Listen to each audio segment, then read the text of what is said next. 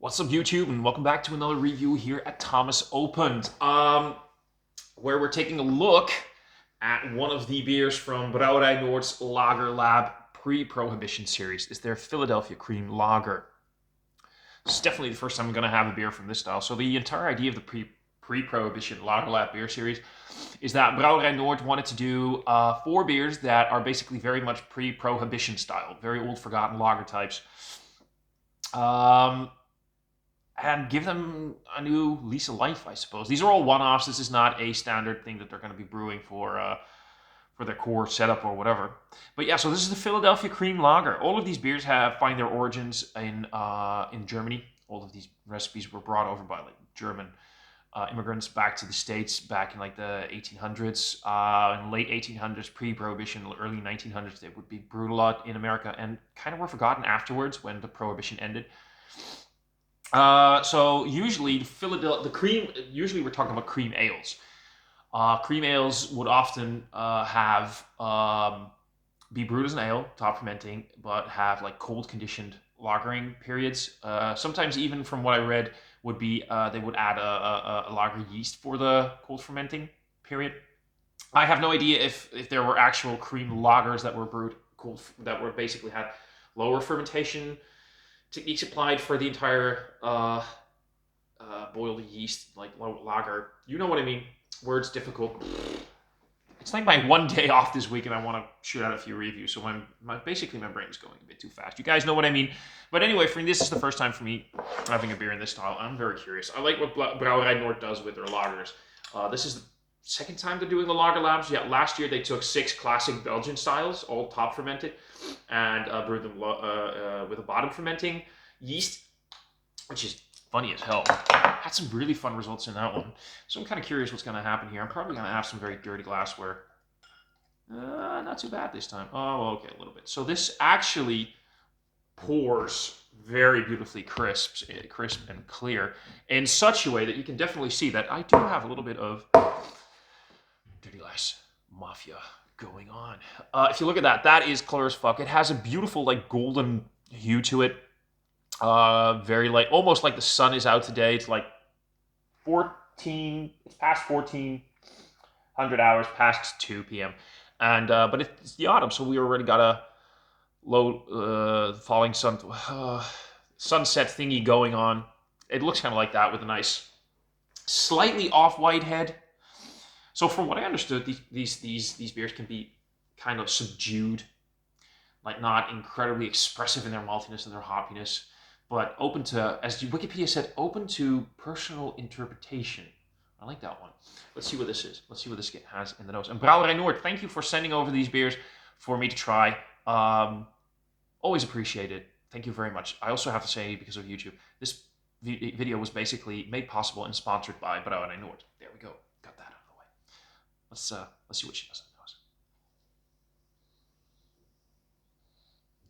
Yeah, that really has like a very malty, grainy nose. Not very grain forward, very malt forward, as in it doesn't smell like wet, uncooked grain. As some people associate a grainy nose with, but this really smells like malt, like barley, like malted barley, like grains. That's what you want in grain forward beer, I suppose. I can't help but wonder, does it say what malts they used? Because the malts are pale ale flaked yellow corn. Okay, there we go. Hallertau, Middelfru, and cluster. Hallertau, Middelfru, and cluster for the hops. So I wonder if this is a yeast thing then, because the other one that I did, that was a Dutch review. The other one that I did had a very expressive. It was a Pennsylvania Swanky, was it? I think it was. It was a Swanky. Anyway, that one had like such an incredibly explosive honey note on the nose. There's definitely, again, that same honey vibe that I'm getting here, but more subdued. So I can't help but wonder if that's something that comes from the yeast, if they're using the same yeast for all of these beers. So you get like sort of you get like this sort of bread with honey on it, that sort of sweetness, but breadiness combined. That's sort of what I'm getting here. There's a hoppy, sort of like a grassy, soft, citrusy vibe that you get in so many lagers. It's mostly, again, that malty honey thing that I find in some of those classic German lagers, which is basically, again, the point. This is all based on those German classics. This entire series, the entire LagerLab pre-Prohibition series, is all based on these classic German lagers that were brought. Well, one of them was an East Coast porter, so I guess that was more based on. Well, anyway, you guys know what I want to say, I hope. I'm rambling with my words. This is not my best review ever, so please do comment on, dude, Thomas, you're an asshole and you don't even know what you're saying. It's probably true. So it has that classic German lager thing going on with that expressive malty sweetness, which I like. Let's see what she has on the palate. Cheers.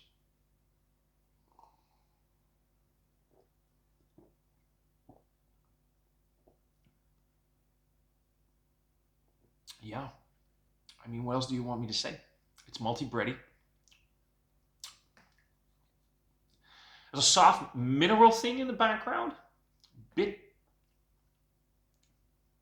It started almost off like a bit chalky, and now it gets like a sort of a coppery thing going on in the back, in the finish. There's sort of like a copy metallic thing.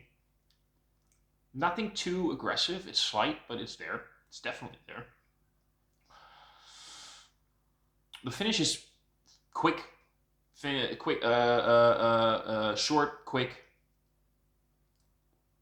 gone. Except for, again, that lingering malty honey sweetness. Look, this isn't the most expressive beer I've ever had, which is basically part of the style. It's quenching, thirst quenching. It's refreshing. It's nice. It's not the most knocking my socks off lager I've ever had, but I like it. I like it. It's not too shabby. What's the ABV on this one again? I think it was 4.5%. 4.5% ABV. I love those lower ABV chuggers. Beers that have a nice amount of taste to it, nice nose, nice palate. Enough to keep you engaged, enough to keep you going, but nothing that's going to distract you, and you can just drink it while you're cooking, while you're watching a movie, while you're, I don't know. I don't have a lawn to mow, but somebody once said this is like a lawnmower beer. Those people have like those lawnmowers that you can drive on, big ass lawn, chug a beer. I don't know. I guess that kind of beer. I like it. Well, I think I prefer the swanky a bit more because it was a bit more engaging and a bit more interesting. So in terms of what do I get from this as a new experience, the other one was a bit more engaging again, interesting, a bit more new. In terms of what would I like to drink again, it will be this one. Not because it is insanely expressive or whatever, but because it's fun. It's a nice little refreshing sweet lager, probably from the corn, gives it an extra sweetness. And yeah, there you go. That it is what it is. It's not going to be something that's going to make you rethink. Well, at least not for me. Actually, that's an interesting point. For me, this is not something that would make me rethink what can lagers do, what could a lager be. But for people that only basically drink macro lagers, there's a lot of beer drinkers out there, a lot of craft beer drinkers who basically chug fucking hazies all day. You know, if their imperial stouts aren't 13% ABV with at least 5 adjuncts, and one of them has to be like lactose, they won't drink it. For them, this could be an experience. This could be like, oh, is this what a lager could be? Is this what a pilsner could be? Is this what a lower bottom fermenting beer can be? Yeah, for people like that, I think this is definitely a new experience, and you should try this. You should broaden your experience a little bit. But for people who love lagers and drink them often, this is probably one of those. Yeah, I like it. I love it. This is definitely what I would expect, but it's not gonna